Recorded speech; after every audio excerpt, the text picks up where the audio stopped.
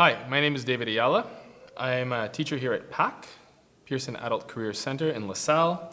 And the program that I am teaching at the moment is English, Language of Instruction, and the course is Taking Charge. The title of the learning situation that I have been covering at the moment is You Are What You Eat.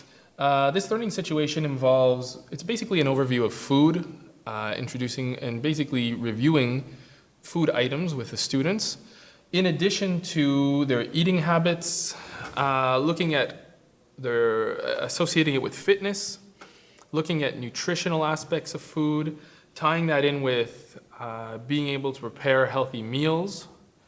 And we also, in addition, also looked at the Canada Food Guide, a quick evaluation of what it's for, what it does, if it actually serves a purpose in everyday eating habits.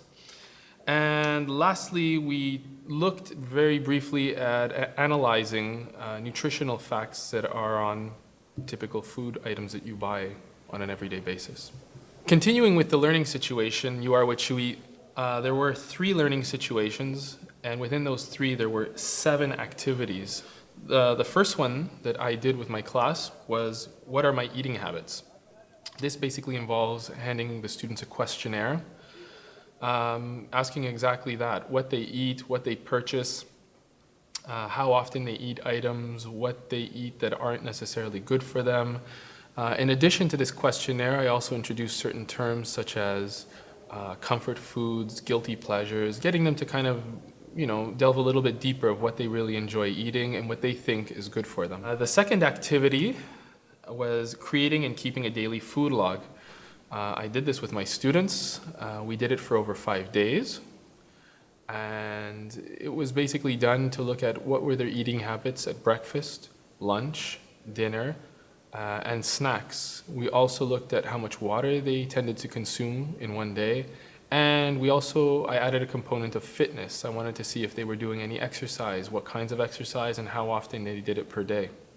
For activity 3, the activity involved calculating your ideal weight and using the BMI, which is body mass index, to basically find out how fit you are. Now, this activity I actually did not do. After reading over what the activity demanded and what it was looking for, I did not feel comfortable doing this activity with my students. I didn't really want to put them in any situation that made them feel shameful or guilty for how they felt or who they were or what they ate. So I decided to omit it entirely. Activity 4, we jumped into the second learning situation, and activity 4 involved what kinds of food should I include in my daily diet. I touched upon this very briefly, but I could not say that I actually did the activity according to what was given to me. Why? At this point in the stage of the whole learning situation, I found that the interest was waning a bit. We talked about it, and based on certain responses of what they were telling me as I introduced these things, they didn't really seem that interested in going any further, so I left it and I set it aside. What I did continue with was activity 5, which was creating a daily menu. At this moment, we looked at the Canada Food Guide, we analyzed it a bit, we looked over vocabulary, and we basically had a general discussion, first in groups and then on a larger scale with the whole class, to determine whether we thought it was good or not. I also showed them a short movie from CBC that basically also introduced the Canada Food Guide to a family and asked them if they could go through it for 1 week.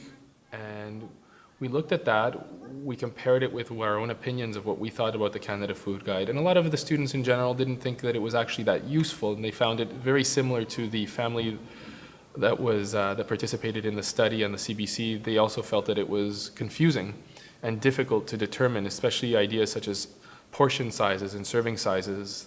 They had a hard time with. But again, we did it, and I think overall they found it useful. They were very amazed that Canada did something like this and that it had been done for so long. But they were also able to explain that they just didn't find a value in it for them individually. Now, coming back to activity 5, creating a daily meal menu, what I asked my students to do was, based on the Canada Food Guide and based on on their own opinions of what they thought healthy food was, if they could come up with a recipe. So not so much a menu, I tweaked it a bit, but I asked them to come up with a recipe, either a breakfast item, a breakfast meal, a lunch, a dinner, or a snack. And again, it was a good activity. It had them, it was a great review of vocabulary, a great review of quantifiers, of verbs related to cooking, and ultimately descriptive words, adjectives related to food as well. As once we had finished everything, we looked and we determined what was good to eat and what wasn't and how we expressed it. The sixth activity that we did fell under the third learning situation, and it involved learning about essential nutrients. I glossed over this fairly briefly with them, more for reasons of timing and also for reasons of, again, interest, and lastly, because of the level of vocabulary. They had a hard time with terms such as carbohydrates, proteins, saturated fats as examples. And in all honesty, I also had some difficulty properly explaining what these items were and what they were for. I had done my research on them prior, but translating what I knew into a way of properly describing it was not as easy as it turned out to be. So it led us to activity 7, which we did do, but we didn't do it to the extent that the program of study was set up for. We did look at some nutritional labels. We did do brief comparisons of different food items, and we did some activities, some worksheets that I had found alongside that fit well with this activity to compare items and to determine which were healthier. And there was an element of math in this, and for that reason, some students didn't like doing it because it involved math. The whole learning situation ran over a period of approximately 5 days. We extended it a bit over the week on Tuesday, but I effectively had ended it by Tuesday, and we'd started it the Monday before, so it ran Monday to Friday and finished it on Tuesday. I connected this learning situation with some other material that I had done previously relating to food. Time-wise, I thought it was suitable. 1 week was sufficient to spend in one area, in one domain of learning. I didn't really take it further, and in the future, I probably would cut it back maybe by a day. I would have to really see according to how my students react. With this particular class that I had, the interest wasn't as strong as I've had with previous classes when I've discussed food and nutrition and exercise. So again, something I would try in the future, but maybe shorten it just a bit. With respect to any changes or adapting, I'm not too big. I'm not too big on the idea of the BMI. I've read over it personally. I personally don't really believe in it, and I don't think it's valid in many situations. When I did the BMI index myself, I was listed as overweight, which I don't believe. So therefore, I'm a bit uncertain as to the validity of it and whether it serves a purpose for the students. If I were to add anything to the learning situation, I would probably want to add more basic terminology. While this is something that is typically taught, food in general and food items and food vocabulary is typically taught at an earlier level, it's something that needs to be reviewed, especially terminology such as cooking utensils and verbs related to cooking. A lot of them did not know sufficient terminology to really be able to engage in conversations or writing activities. So maybe incorporating this somehow in. It's pretty general, but again, it's a great review of just getting them up to a level where they can really participate and engage in the You Are What You Eat learning situation. What I really enjoyed from this learning situation, and what I think my students enjoyed well, was the daily food log. I was pretty persistent with them to make sure that they were filling it out daily. I gave them time every day to make sure that they did it. And by the end of it, they were interested to find out what they were eating. It's one thing to just know what you're eating. It's a different thing when you can actually look back and reflect and see, and you're thinking, wow, I ate this much food over a day, or wow, I haven't had breakfast in 2 days. It is a bit of a wake up. And I think in that respect, it helped students to kind of understand the importance of eating every day, 3 times a day, and knowing what you're eating. In general, a lot of the students do eat fairly well. But again, that element that I added in the daily food log, which related to exercise, they were shocked because none of them exercise. They know why, but which mostly relates to time. There's not enough time in their days. But they, again, a lot of them said to me afterwards, and they said, it's something I would like to try to correct. I really need to be exercising, even if it's something as simple as walking. So I found there was a value in that, and I enjoyed that. Creating a daily menu, again, I modified it a bit and had them create a recipe. They enjoyed that. Number one is a review of what they know, their vocabulary. It was a chance for me to see how their writing was progressing since the beginning of the course.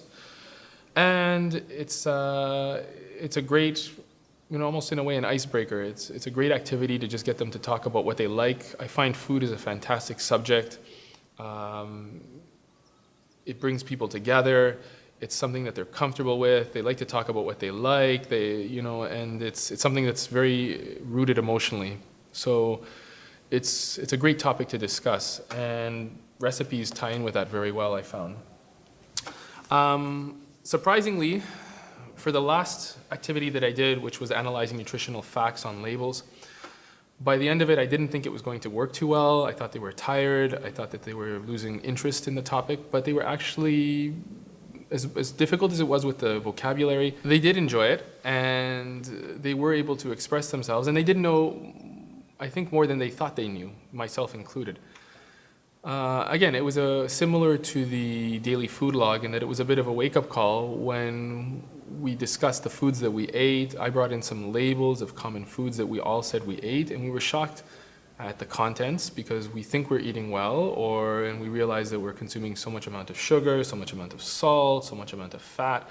And so again, it tied in with this earlier idea of, wow, maybe we're not eating as well, or maybe we could be eating better. So I found that very useful for them and for myself. If there was any one activity I found the students struggled with or had difficulty keeping interest in, I would probably have to say it was the last part. They did enjoy it, but again, it was near the end. They were kind of just wanting to be done with it. They wanted to just move on to something else, I felt. This was never stated explicitly, but again, what you pick up as a teacher as you're doing activities. And maybe also the first activity, which was the questionnaire. In hindsight, I would probably do it differently. I did it more or less as the guide recommended, which was just giving it out to the students, having them write out the answers and then discussing. It's just pretty flat. We did it and we went through it, but I think in the future I might tweak it a bit and maybe have them work in groups. Maybe not so much the idea of writing. I think what was more important than that was just getting the idea across. And so that's maybe something I would probably tweak in the future. Addressing enthusiasm, participation, all the students participated. There were definitely some activities that were more interesting than others, for myself speaking, and I think from the point of view of the students. The best one was definitely the food log and the recipes. They did enjoy it. And they enjoyed the activities that I had created for them, also that addressed learning the verbs related to cooking and being able to describe food and the utensils that were required. I feel that once they had all of these things, we were really able to move and roll with this activity, this whole lesson, with this whole learning situation. Personally, I have enjoyed doing this learning situation. I feel that there is a value in it. There's definitely elements of it that I will continue to use. I have taught this in the past, basically based on things that I have come up with. There are parts of this learning situation that I would definitely implement into my own little box of tricks or whatnot that I've picked up over time. And there's definitely a value in them. I'm hoping to have access to more of them down the road. They do benefit the teachers, and I definitely believe they benefit the students.